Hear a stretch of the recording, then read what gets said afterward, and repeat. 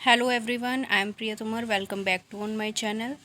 आज हम पढ़ेंगे साइकोलॉजी के मेथड्स के बारे में। और अगर आपने अभी तक मेरे चैनल को सब्सक्राइब नहीं किया है तो प्लीज़ चैनल को सब्सक्राइब कर लीजिए ताकि आपको आने वाली सभी अपकमिंग वीडियो की नोटिफिकेशन टाइम से मिलती रहे। एजुकेशनल साइकोलॉजी के जो मेथड हैं उसको मेथड्स ऑफ एजुकेशनल साइकोलॉजी या फिर methods of study child development भी कहा जाता है। ये मेथड जो हैं वो चाइल्ड डेवलपमेंट की स्टडी करने के लिए किए जाते हैं। नेक्स्ट है methods of study child development. जो मेथड्स हैं स्टडी करने के लिए चाइल्ड डेवलपमेंट की, ये 2 टाइप्स के होते हैं, primary methods and secondary methods. तो प्राइमरी मेथड में इंक्लूड हैं introspection method and extrospection method. Introspection method जो है वो एक सिंगल है and extrospection method further divide किया गया है ऑब्जर्वेशन और एक्सपेरिमेंट मेथड में। तो ये तो बात हुई हमारे प्राइमरी मेथड्स की। अब हम देखते हैं सेकेंडरी मेथड्स को। सेकेंडरी मेथड्स में इंक्लूड होते हैं questionnaire method, interview method, case study method and survey method. तो आज हम स्टडी करेंगे जो हमारे सिलेबस में है, उसी के अकॉर्डिंग हम 1 बाय 1 करके इन सभी मेथड्स को जानेंगे। 5 टाइप्स के मेथड हमारे सिलेबस में है: observation method, experimental method, longitudinal method, cross sectional method and differential method.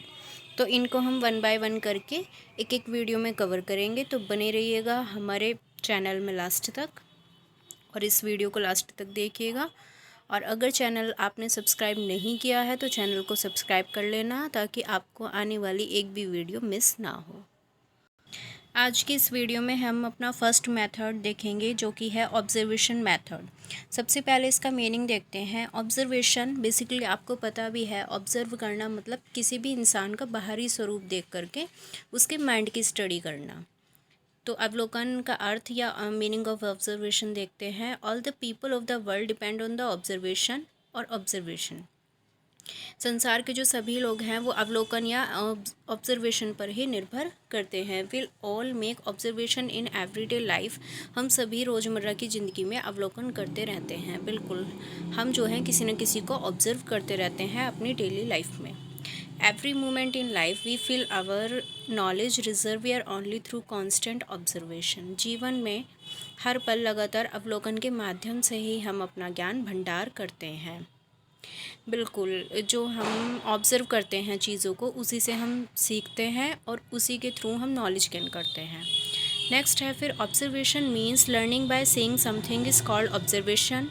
Now you must have understood the meaning of observation. अवलोकन का मतलब किसी चीज़ को देखकर सीखना ही अवलोकन कहलाता है। अब ये अवलोकन का अर्थ आपको समझ में आ गया होगा। We now move on the definitions of observation. अब हम देखेंगे अवलोकन की डेफिनेशंस क्या हैं। डेफिनेशंस ऑफ ऑब्जर्वेशन, अवलोकन की परिभाषाएं।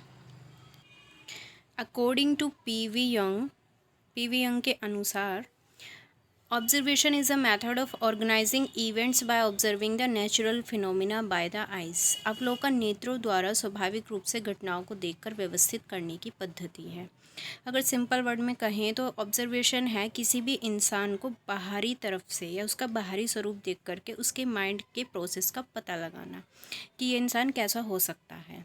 नेक्स्ट है फिर C.A. अकॉर्डिंग टू मोजर। C.A. मोजर के अनुसार beautiful observation can be called a classical method of scientific investigation. The I is used more in observation. सुंदर ढंग से अवलोकन को वैज्ञानिक अन्वेषण की शास्त्रीय पद्धति कह सकते हैं। अवलोकन में आँखों का प्रयोग अधिक किया जाता है।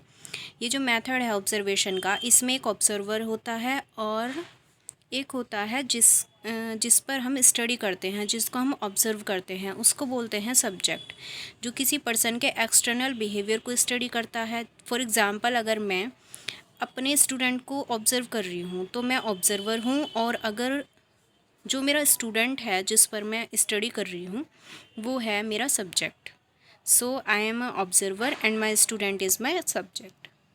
तो इस मेथड को अगर थोड़ा और डेप्थ में समझें तो इस मेथड में जब आप ऑब्ज़र्व करते हैं तो एक ऑब्ज़र्वर को जब आप एक सब्जेक्ट का बिहेव की स्टडी करते हैं तो सबसे पहले आप कंक्लूड करेंगे कि उस पर्सन का बिहेवियर कैसा है, उसकी खूबियाँ क्या हैं, उसकी कमियाँ क्या हैं, और उसी के बेस पर आप उसकी पर्सनैलिटी को भी डिफ़ाइन कर सकते हैं।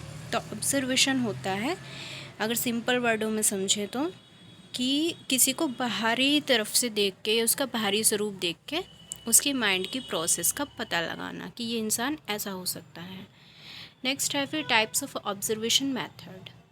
तो ऑब्जर्वेशन मेथड जो है वो 4 प्रकार का होता है, सिंपल और नेचुरल और नॉन कंट्रोल्ड मेथड। नेक्स्ट है systematic and controlled observation, participant observation and non participant observation. तो जो सिंपल ऑब्जर्वेशन है उसको हम इनफॉर्मल ऑब्जर्वेशन भी कहते हैं। देखो ये नेचुरल कैसे है, नेचुरल है ये क्योंकि इसमें सब्जेक्ट को ये नहीं पता होता कि उसका ऑब्जर्वेशन होने वाला है। फॉर एग्ज़ाम्पल, जैसे कि एक टीचर है और वो आपके साथ टूर पे जा रहा है या फिर आपके साथ किसी ग्रुप एक्टिविटी में इन्वॉल्व है, तो वो आपको ऑब्जर्व भी कर लेगा और आपको पता भी नहीं चलेगा। तो ये हुआ नेचुरल और नॉन कंट्रोल्ड मेथड। नेक्स्ट है सिस्टमेटिक एंड कंट्रोल्ड ऑब्जर्वेशन। जो सिस्टमेटिक और कंट्रोल्ड ऑब्जर्वेशन होता है, इसमें सब्जेक्ट को खुद ये पता होता है कि उसको ऑब्जर्वेशन होने वाला है। जैसे कि बीएड में लेसन प्लान के अकॉर्डिंग जैसे आप टीचिंग करते थे तो हमारे जो एजुकेटर्स थे वो हमें ऑब्जर्व करते थे, तो हमें पता होता था कि हमारा फॉर्मल ऑब्जर्वेशन होने वाला है।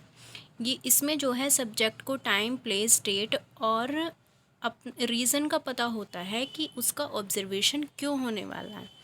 तो उसका ऑब्जर्वेशन क्यों हो रहा है, सबसे प्लस पॉइंट जो है इस मेथड का वो ये है कि वो अपने आप की कमियों को भी इम्प्रूव कर सकता है, अपनी कमियों को सुधार सकता है, खुद को प्रिपेयर कर सकता है, और यहाँ पर इंसान जो है अपना नेचुरल बिहेव छिपा भी सकता है क्योंकि उसको पता होता है कि मेरा ऑब्जर्वेशन होने वाला है। नेक्स्ट है participant observation method. Participant observation होता है सब्जेक्ट के साथ ज्वाइन करके उसको ऑब्ज़र्व करना। इसमें हम किसी को भी बहुत करीब से जान सकते हैं उसके साथ इन्वॉल्व होकर। नेक्स्ट है नॉन पार्टिसिपेंट ऑब्जर्वेशन मेथड। इसमें क्या होता है, किसी ग्रुप एक्टिविटी में ना इन्वॉल्व होकर दूर से ही ऑब्ज़र्व करना। इसमें सब्जेक्ट को पता नहीं होता कि हम उसको ऑब्ज़र्व कर रहे हैं। लेकिन ये जो मेथड है ये एक्सपेंसिव हो सकता है बिकॉज़ हमें इसमें जो है इंस्ट्रूमेंट ऐसे चाहिए होते हैं कि हम उसको दूर से ऑब्ज़र्व कर सकें। तो ये तो बात हुई टाइप्स ऑफ ऑब्जर्वेशन की। नेक्स्ट है फिर general steps in observation method. अब कुछ स्टेप्स भी इन्वॉल्व होते हैं ऑब्जर्वेशन मेथड में। सबसे पहला स्टेप है प्रॉपर प्लानिंग मेथड। नेक्स्ट है ऑब्जर्वेशन ऑफ बिहेवियर। नेक्स्ट है noting down the behaviour, analysis, discussion and explanation, journalisation. तो जो फर्स्ट है हमारा वो है प्लानिंग। देखिए प्लानिंग में हम क्या करेंगे, तो प्लानिंग में हम एक्चुअल ऑब्जर्वेशन करने से पहले ये देखेंगे कि हमें कौन सा पर्सनालिटी कैरेक्टर, कौन सा पर्सनालिटी ट्रेट जो है वो ऑब्ज़र्व करना है। हमें पता होना चाहिए क्लियरली कि हमें कौन सा कैरेक्टर जो है वो स्टडी करना है। तो ऑब्जर्वेशन ऑफ बिहेवियर में हम ये देखेंगे कि कौन सा मेथड हम यूज़ करेंगे, कौन कौन से रिसोर्सेज यूज़ करेंगे ऑब्जर्वेशन के लिए, और एनवायरमेंटल सिचुएशन का भी हमें ध्यान रखना है। And how to handle adverse situation. मान लो कि अगर हम ऑब्जर्वेशन कर रहे हैं किसी भी पर्सन का और उसका कोई फ्रेंड जो है वो अचानक से पीछे से आ जाता है, तो हमें एडवर्स सिचुएशन में भी उसको हैंडल करना है। हमें ऐसा मेथड या कोई तरीका सोचना है जिससे हम इस चीज़ को हैंडल कर सकें, और हमें अपने रिज़ल्ट और ऑब्जर्वेशन को रिलायबल बनाना है। रिलायबल भी हम तभी बना सकते हैं तब हम एडवर्स सिचुएशन को भी डील करेंगे। नेक्स्ट सबसे इम्पोर्टेंट थिंग ये है कि सिंगल ऑब्जर्वेशन पर कभी भी रिले नहीं करना है। सिंगल ऑब्जर्वेशन पर कभी भी विश्वास नहीं करना है। कम से कम 2 या 3 बार अगर सेम रिज़ल्ट आते हैं ऑब्ज़र्व करके किसी पर्सन को, तो उस पर विश्वास करना है। नेक्स्ट है फिर noting down the behaviour, analysis, discussion and explanation. अब इसमें हम क्या करेंगे, इसमें हमने जो भी ऑब्ज़र्व किया है उसको एनालाइज़ करेंगे और पता लगाएंगे कि पर्सन के क्या क्या पर्सनैलिटी कैरेक्टर्स हैं, और उसको उसी कैटेगरी में रखेंगे पर्सनैलिटी कैरेक्टर्स के अकॉर्डिंग। नेक्स्ट है और लास्ट जर्नलाइजेशन। देखो जर्नलाइजेशन क्या होता है, फॉर एग्ज़ाम्पल अगर हमें किसी की लॉयल्टी चेक करनी है और हमने एक आर्टिफिशियल सिचुएशन क्रिएट की। सपोज़ हमने 500 रुपये का जो नोट है वो नीचे गिरा दिया और हमने कहा अरे ये कहीं आपका तो नहीं है, तो वो पर्सन जो है अगर लॉयल होगा तो वो मना कर देगा, नहीं तो वो उसको कह देगा कि हाँ ये मेरा ही है। तो जब भी आपको जो भी रिज़ल्ट आप इस सिचुएशन से निकालते हैं, जर्नलाइज का मतलब ही होता है कि सेम चीज़ें अगर दूसरे लोगों पर भी उस सेम सिचुएशन में अप्लाई हो रही हैं, तो यही होता है जर्नलाइज करना। नेक्स्ट है फिर इस मेथड के कैरेक्टरिस्टिक या फिर इसकी मेरिट्स देख लेते हैं, इसके क्या क्या गुण हैं। सबसे पहला है डायरेक्ट मेथड, प्रत्यक्ष विधि। There are two methods of social research, direct and indirect. Observation is a direct method of social research in which a researcher directly observes the object of study and draws conclusion. बिल्कुल सही बात है। Direct method कैसे है ये, हम बिल्कुल सामने से देख के किसी भी पर्सन को ये पता लगा सकते हैं कि उसका पर्सनैलिटी ट्रेट क्या हो सकता है और निष्कर्ष निकाल सकते हैं easily.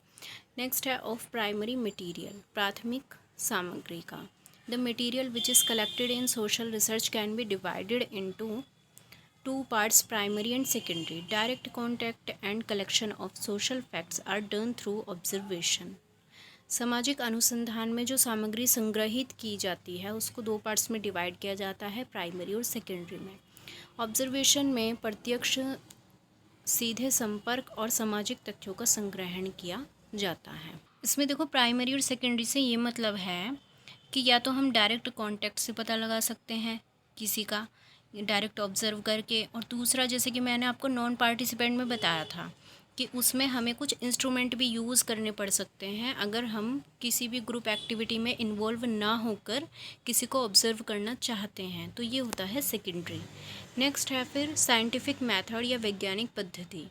Social research method of observation is more scientific than other method because through this method material is corrected by the seeing with one's own eyes. Therefore, there is credibility and scientifically in it.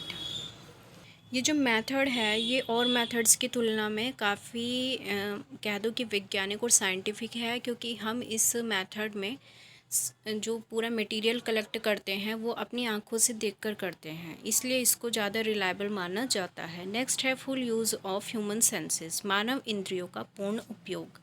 Human senses are fully used in this as compare to other method. With this social events can be investigated by seeing them through the eyes. अन्य पद्धतियों की तुलना में जो है senses का पूर्ण रूप से इसमें प्रयोग किया जाता है, इससे सामाजिक घटनाओं को देखकर जांच पड़ताल की जा सकती है। इस मेथड में हम सेंसेस का पूरा इस्तेमाल कर सकते हैं, जैसे कि किसी चीज़ को छूकर या देखकर हमें जो महसूस हो रहा है वो भी हम डिफाइन कर सकते हैं।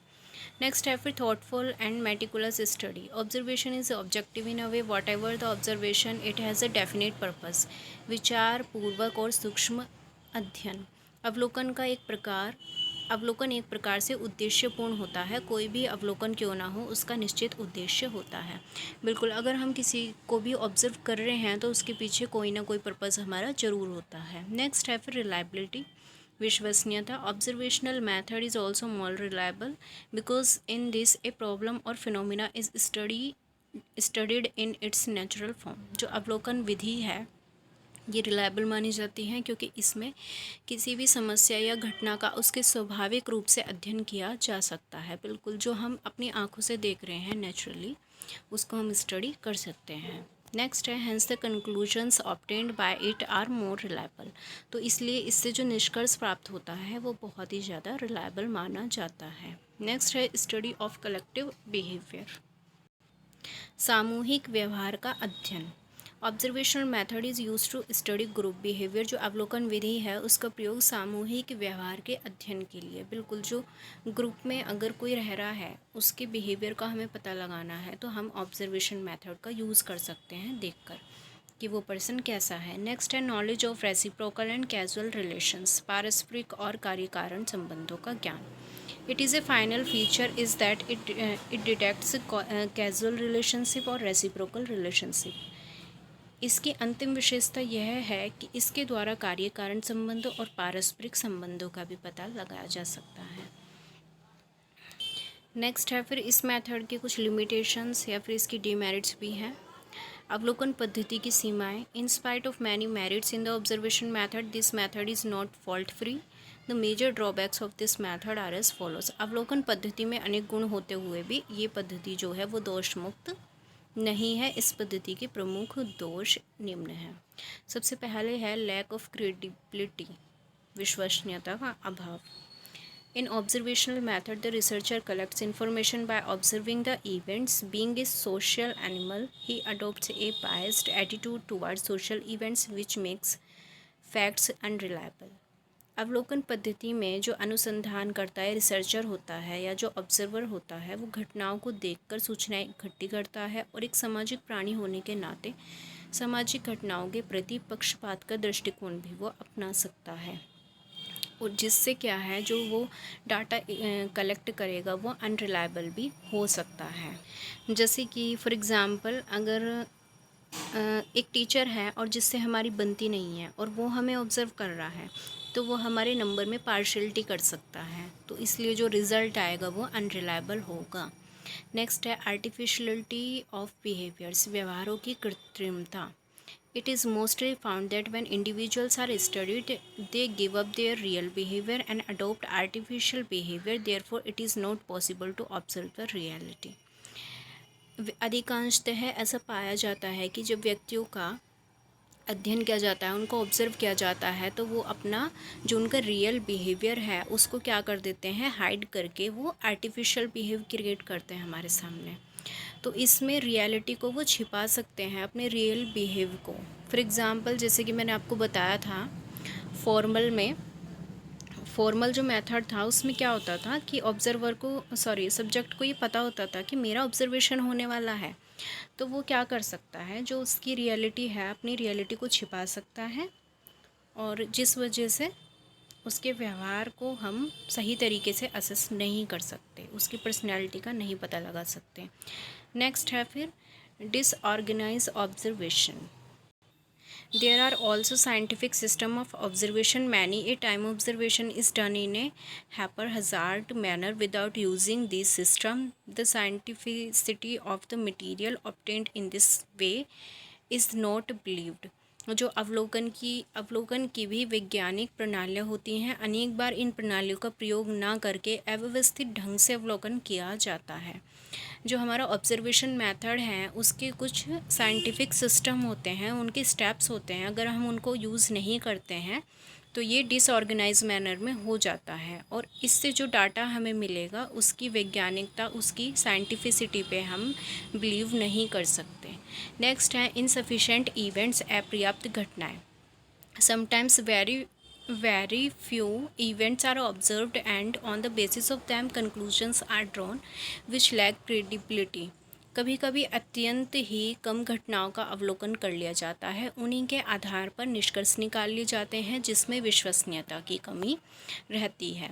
देखो इसमें कम घटनाओं से ये मतलब है कि अगर हमने एक सिंगल सिचुएशन में एक सिंगल टाइम पर ही किसी को ऑब्ज़र्व किया और उसी के आधार पे हम अगर कंक्लूज़न निकालते हैं तो वो रिलायबल नहीं हो सकता। एटलीस्ट 2 से 3 बार अगर हम किसी को ऑब्ज़र्व कर रहे हैं और सेम रिज़ल्ट आ रहा है तो हम उसको रिलायबल मान सकते हैं। नेक्स्ट है observer opinion. The observers own believes, belief values, thoughts also end up natural and thus the study becomes unreliable. अवलोकनकर्ता की जो अभिमति होती है, अवलोकनकर्ता को जो उसकी धारणाएं होती हैं, उसके विश्वास, उसके मूल्य, विचार भी तटस्थता को समाप्त कर सकते हैं। इस प्रकार अध्ययन अविश्वसनीय हो जाता है। अब देखो जो अवलोकन करता है, ऑब्जर्वर है, जो उसके अपने बिलीव्स और थॉट्स और वैल्यूज़ हैं उसी के अकॉर्डिंग वो किसी को ऑब्जर्व करेगा। हो सकता है जो रिज़ल्ट आए वो रिलायबल ना हो, और ऑब्जर्वर पार्शियलिटी भी कर सकता है, जैसे कि किसी टीचर से हमारी नहीं बनती है और वो हमारा ऑब्ज़र्व कर रहा है, हमें ऑब्ज़र्व कर रहा है और वो हमारे नंबर में पार्शियलिटी कर सकता है, हमें कम नंबर दे सकता है, तो इससे जो रिज़ल्ट आते हैं वो रिलायबल नहीं माने जाते। So hope you all are satisfied with my video. अगर आपको ये वीडियो समझ आई हो तो प्लीज़ शेयर ज़रूर कीजिएगा, और कमेंट बॉक्स में कमेंट करके ज़रूर बताना कि ये वीडियो आपको कैसी लगी। जल्द मिलेंगे नेक्स्ट वीडियो में, तब तक के लिए best of luck and bye bye, take care.